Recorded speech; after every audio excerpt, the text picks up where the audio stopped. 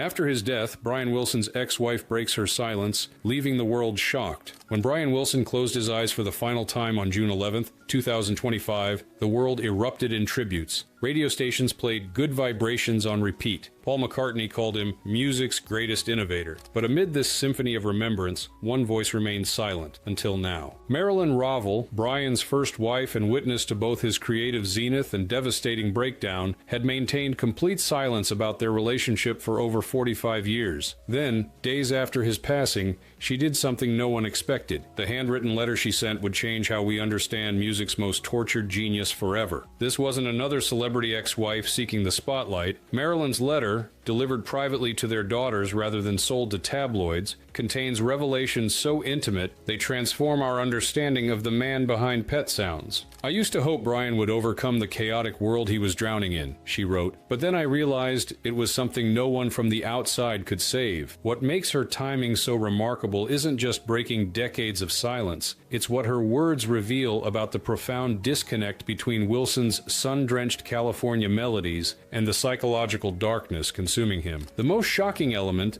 isn't what Marilyn wrote, it's why she disappeared so completely from his story for nearly half a century. While the world celebrated a musical genius, she had witnessed something far more disturbing, a brilliant mind disintegrating before her eyes. Before we dive deeper, here are 5 shocking facts about Brian Wilson's hidden struggles. Wilson often composed Beach Boys hits while sobbing uncontrollably in the studio. He heard voices criticizing his music, sometimes mid-performance. During Pet Sounds recording, he would work 20 hours straight, then stay in bed for days. Studio musicians were instructed never to make direct eye contact with him during sessions. He once spent 3 years without leaving his bedroom while still married to Marilyn, the letter that changed everything. Just 6 days after Brian Wilson's death sent shockwaves through the music world, a handwritten 2-page letter arrived at his daughter Carney Wilson's home. The sender, Marilyn Rovell Wilson, his first wife, and the mother of his daughters. What made this correspondence extraordinary wasn't just its timing, but its very existence. Since their divorce in 1979, Marilyn had maintained complete radio silence about Brian. No interviews, no memoirs, no documentaries, nothing. It was as if she had erased herself from his narrative entirely. The letter, dated June 5th, remarkably 6 days before Brian's death, was written when his health was rapidly deteriorating, but before he had actually passed away. "I loved Brian with all my heart," one passage read, "and I witnessed the disintegration of a person that no one but him could fully understand." This wasn't a bitter ex-wife seeking revenge. This was a final acknowledgement of a chapter that had been written out of Brian's public story.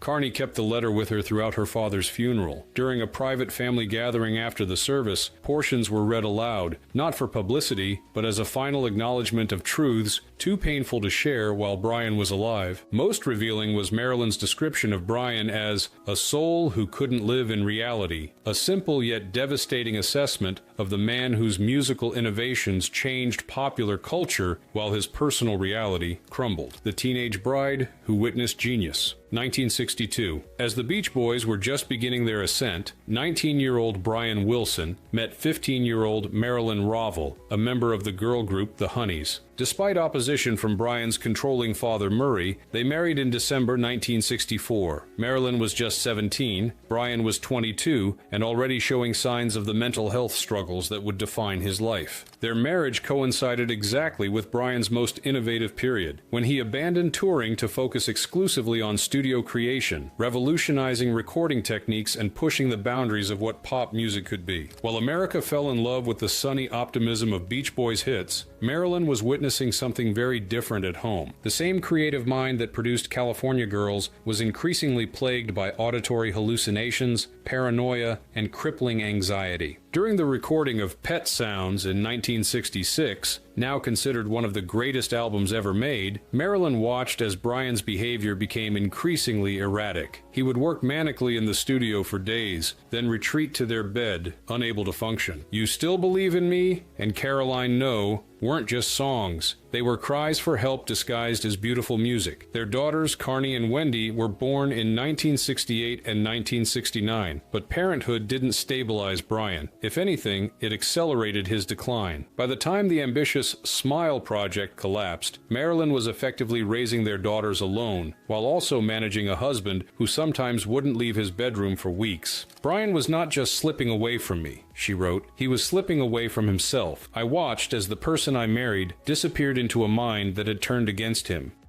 From wife to caretaker. By the early 1970s, Marilyn's role had transformed from wife to full-time caretaker. Brian's drug use escalated from occasional LSD to cocaine, amphetamines, and heavy alcohol. His weight ballooned as he spent days in bed, eating compulsively. The creative genius who had once controlled every aspect of the Beach Boys' sound couldn't control his own basic functions. There were days when I had to physically dress him, she wrote. I would leave food by the bed and return to find it untouched. Sometimes he would stare at the ceiling for hours, convinced he was hearing messages in the air conditioning. During this period, Marilyn wasn't just managing Brian's condition, but also protecting their young daughters from the full reality of their father's illness. How do you explain to a 5-year-old that daddy is in bed because his mind is telling him terrible things? Her letter asked. How do you translate that kind of suffering to a child? By the mid-1970s, the situation had become unbearable. In desperation, the family engaged controversial therapist Dr. Eugene Landy, whose methods initially seemed to help Brian function, but ultimately led to another form of control and exploitation. The divorce that erased her. When Marilyn finally filed for divorce in 1979, after nearly 15 years of marriage,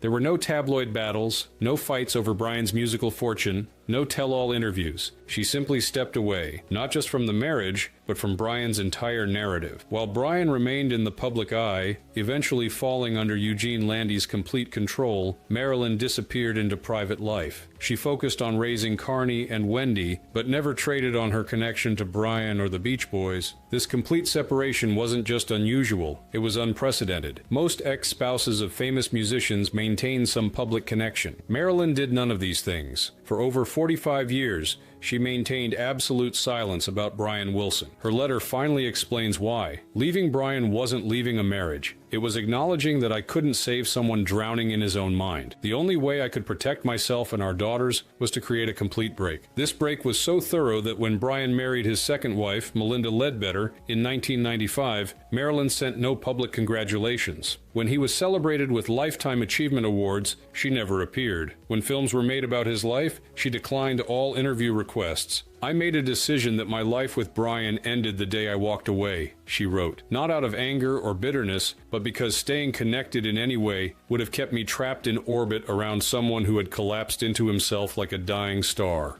The second savior. While Marilyn maintained her distance, Brian's life took another turn with the arrival of Melinda Ledbetter in 1986. Their meeting at a Cadillac dealership where Melinda worked has become part of Brian Wilson lore, the car salesperson who recognized something special in the troubled musician. At the time, Brian was still under Eugene Landy's controlling influence. The controversial therapist had essentially taken over every aspect of Brian's life, from his medication and diet to his finances and creative decisions. Melinda recognized this exploitation for what it was. Over several years, she worked methodically to document Landy's abuses and build a legal case that eventually resulted in a court order permanently separating Landy from Brian in 1991. When Brian and Melinda married in 1995, it marked the beginning of a different kind of stability for him. With Melinda managing his care, he completed and released Smile nearly 4 decades after abandoning it, toured again, and received the critical recognition his innovations deserved. Marilyn's letter acknowledges this chapter with unexpected grace.